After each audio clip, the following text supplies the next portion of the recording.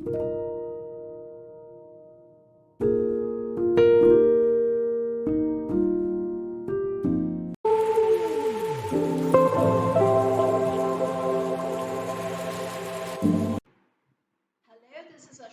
Sources Classes, and in today's class we are going to solve questions based on UPSC IAS for the 2022 examination that you might have given. Some of you might have given. It has just been completed in in the previous week, around the previous week, and you all are waiting for the answer key. Now let me tell you, in today's video I won't be providing you with all the answers in a particular video. Rather, I will be solving and explaining it to you like part by part. That is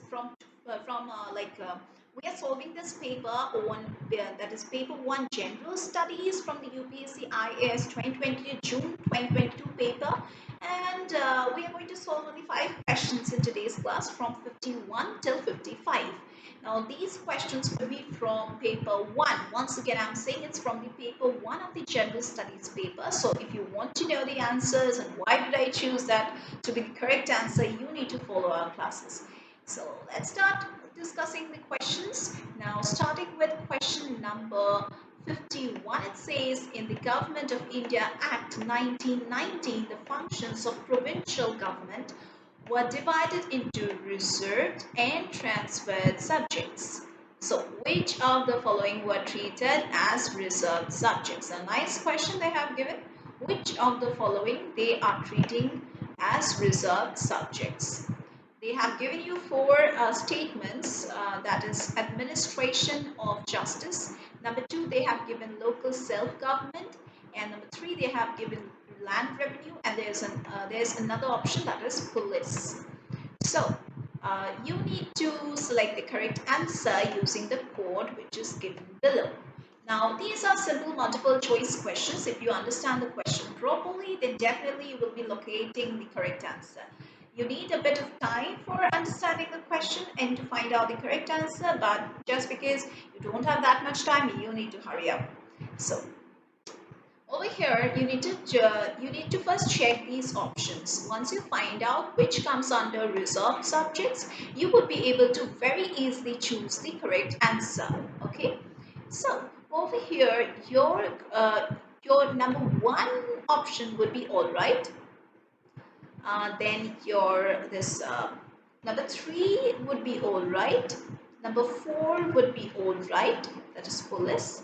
These 3 are under the reserved subjects. Okay, that is administration of justice, land revenue, and police. So let us find out these 3 options. That is 1, 3 and 4. Yeah, got it. 1, 3 and 4 you can see in option number C. So of course your correct answer would be number C. Now what are these reserved subjects related with? The reserved subjects came under the heading of law and order and included justice, the police, the land revenue, the irrigation, and the transferred subjects are those which were under the control of the Indian ministers, which included the local self-government, then education, then public health and public works.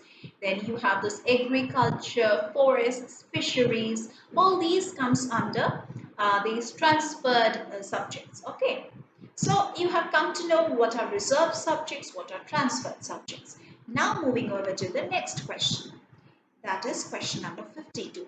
In medieval India, the term phantom refers to, okay, they have given you 4 options: clothing, coins, ornaments, weapons.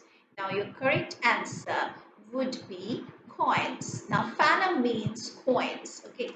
Now if we talk about phantom, this word we are talking about, let me highlight it for you all. That is, phantom means the anglicized form of Tamil coins. Okay. Phantom is generally defined as the Indian epigraphical glossary, as it can be found on ancient inscriptions commonly written in Sanskrit, in Prakrit, or in Dravidian languages. Alright, so that's it. That is what phantom means. So your correct answer was number B, that is coins. Let's move over to question number 53.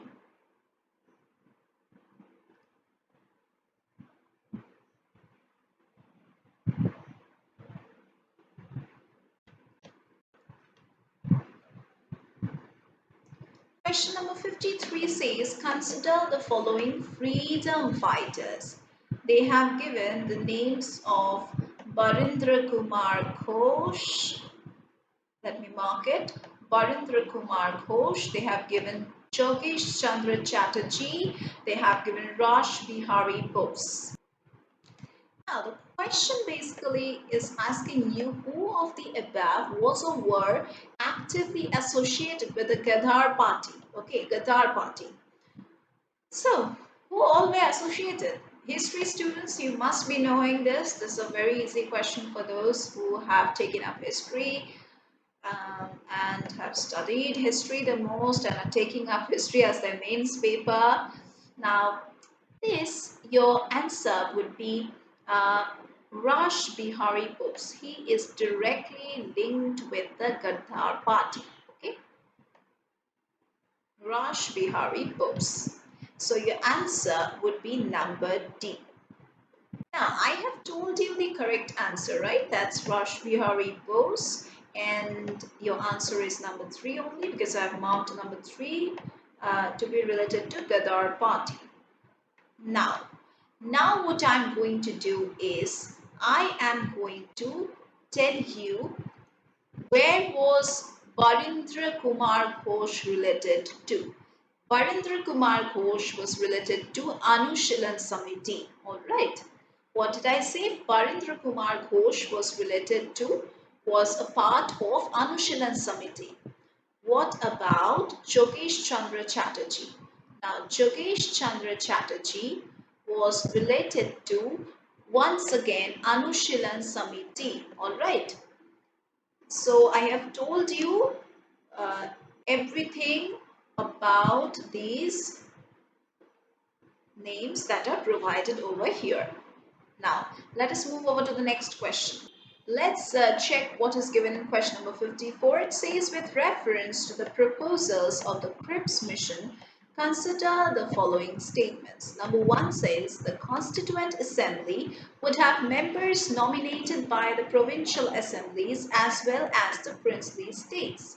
Alright, and number 2 says, any province which is not prepared to accept the new constitution would have the right to sign a separate agreement with Britain regarding its future status. All right.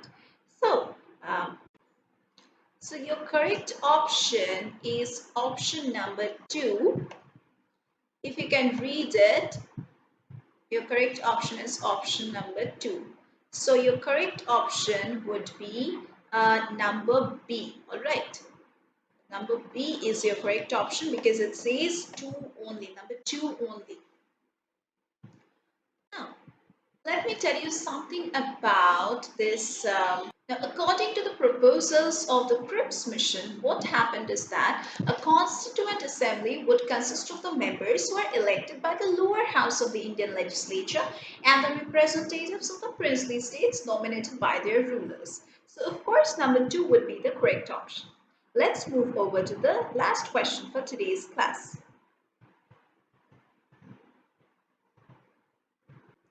The question says, with reference to Indian history, consider the following texts. Netti Pakarana. Then the second one says, the second option says Parishishta Parvan.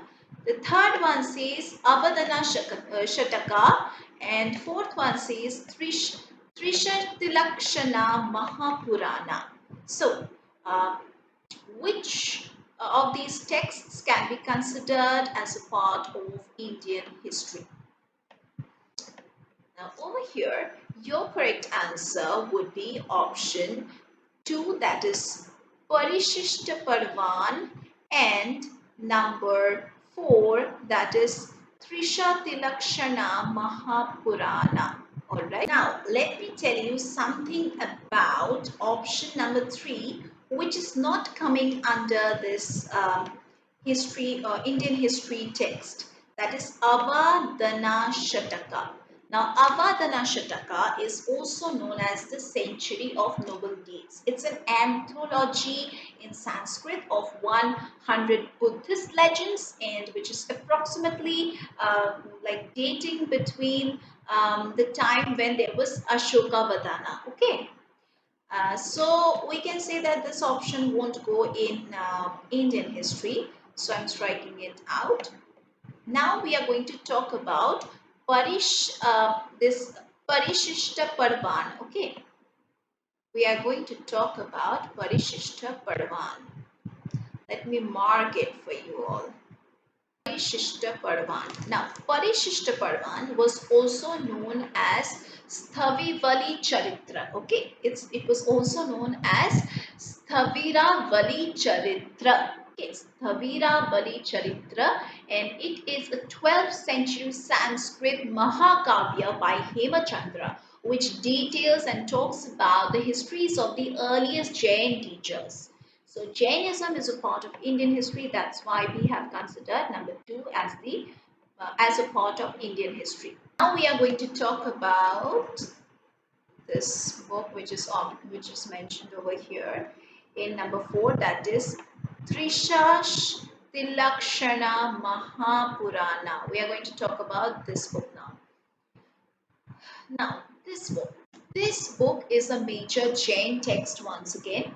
Now, this was composed largely by Acharya Jinasena during the rule of Rashtrakuta ruler Amogha and it was completed by his pupil Gunabhadra in the 9th century CE.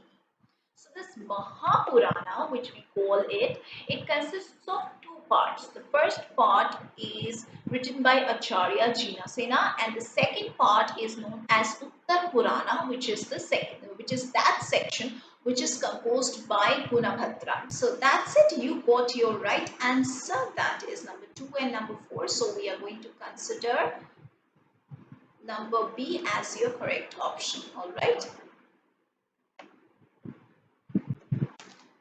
So that was the entire discussion for today's class. We're going to continue with this entire session of videos once again in our other classes with these questions, not videos. So we are going to continue with the next 5 questions in our next video, then the next set of 5 questions in the later videos. So like that we are going to do it. So if you follow our channel, you will be able to go through all the answers and you will be able to understand why did I choose these things as the correct answer, and I would also explain the incorrect answers. Why did I choose them to be incorrect? All right.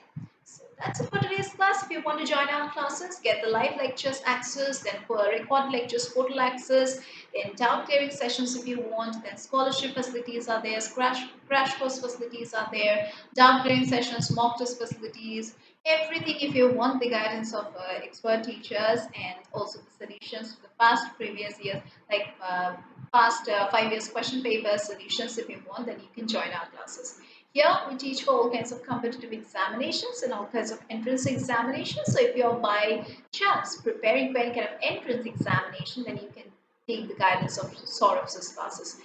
In the description box just below this video, if you check, you will get all the details regarding our classes. The official website is www.sauravsclasses.com. That's it for today's class. We're going to meet once again in our next classes.